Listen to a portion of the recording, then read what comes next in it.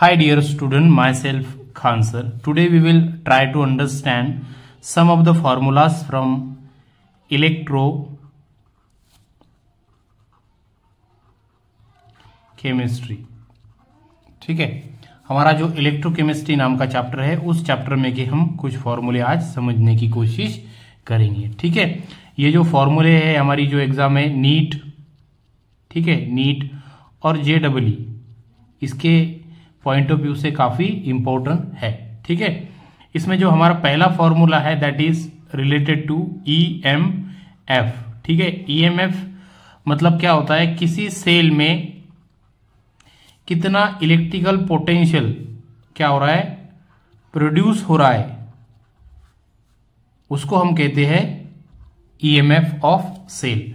तो हमारा EMF of cell जो है वो इक्वल्स टू किसके इक्वल होता है, that is E0 of reduction minus E0 of oxidation. ठीक है, EMF जो होता है हमारा वो किसके इक्वल होता है, that is E0 of reduction potential minus E0 of oxidation potential, उसके इक्वल ये होता है. तो इस तरह से हमने पहला फॉर्मूला समझने की कोशिश की जो हमारा किससे रिलेटेड था, EMF से, इलेक्ट्रोमोटिव फोर्स से. क्लियर है.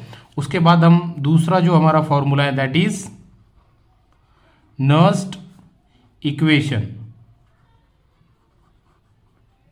क्लियर है, नर्स्ट इक्वेशन क्या होती है उसको हम थोड़ा समझने की कोशिश करेंगे. नर्स्ट इक्वेशन का जो फॉर्मूला है वो कुछ यहां पर इस तरह से, that is E of cell is equals to E0 of cell minus 2.303 RT divided by NF into log of Q.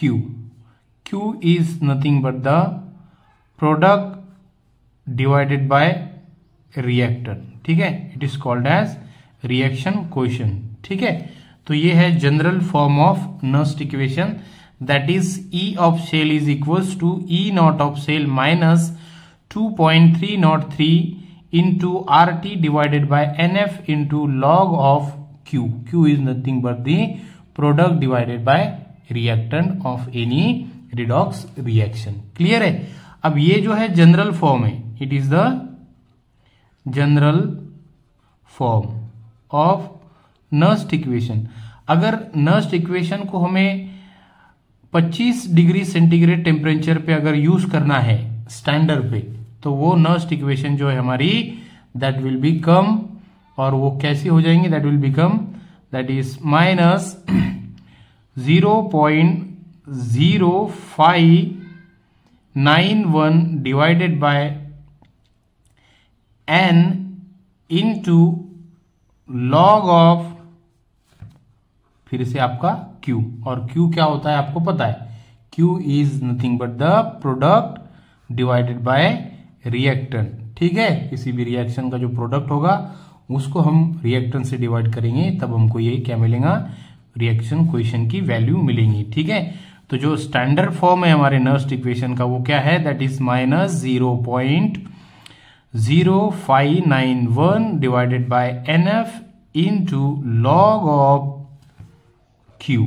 Clear है, ये आपको बहुत इंपॉर्टेंट फॉर्मूला है जो आपको कैलकुलेशन में यूज करना है. ठीक है, इस तरह से 3 फॉर्मूले हमने समझ लिए यहाँ पर, general form of Nernst equation, और उसी के साथ हमने समझा that is the standard form of Nernst equation, that is equals to 0.0591 divided by NF into log of Q. Clear है बच्चों. तो इस तरह से ये फॉर्मूला हमने समझ लिया. इसके बाद सबसे इंपॉर्टेंट जो फॉर्मूला है हमारा दैट इज मोलार कंडक्टिविटी. ठीक है, मोलार कंडक्टिविटी क्या होती है, एक मोल सोल्यूट को अगर डिसॉल्व करने के बाद जो कंडक्टिविटी हमें मिलेगी उस कंडक्टिविटी को क्या कहा जाता है, मोलर कंडक्टिविटी.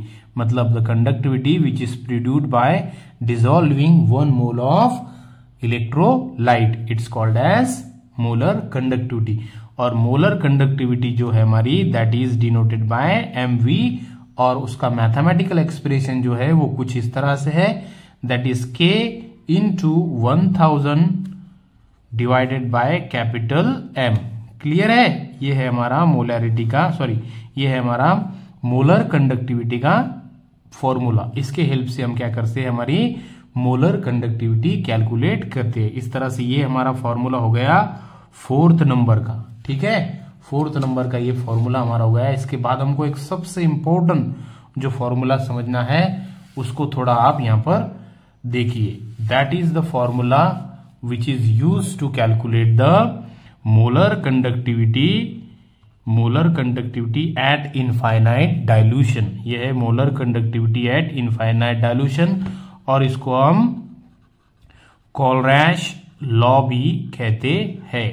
ठीक है, तो कोलरैश लॉ की जो इक्वेशन है, इस पे नियर अबाउट पिछले साल भी प्रॉब्लम पूछा गया था न्यूमेरिकल कोलरैश लॉ पे। तो कोलरैश लॉ का कहना क्या है उसको हम थोड़ा बच्चों अब समझ लेंगे। क्लियर है?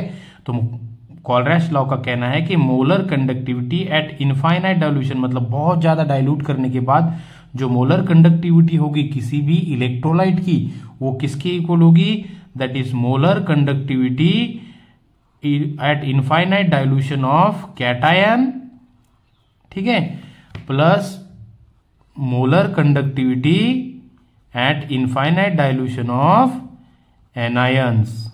ठीक है, क्लियर बात आपको समझ में आई? फॉर एग्जाम्पल मैं आपको एक एग्जाम्पल लेकर यहां पर इसको समझाने की कोशिश करूंगा कि मैंने क्या किया है, NaCl को बहुत ज्यादा डाइल्यूट किया, इनफाइनाइट डाइल्यूशन किया।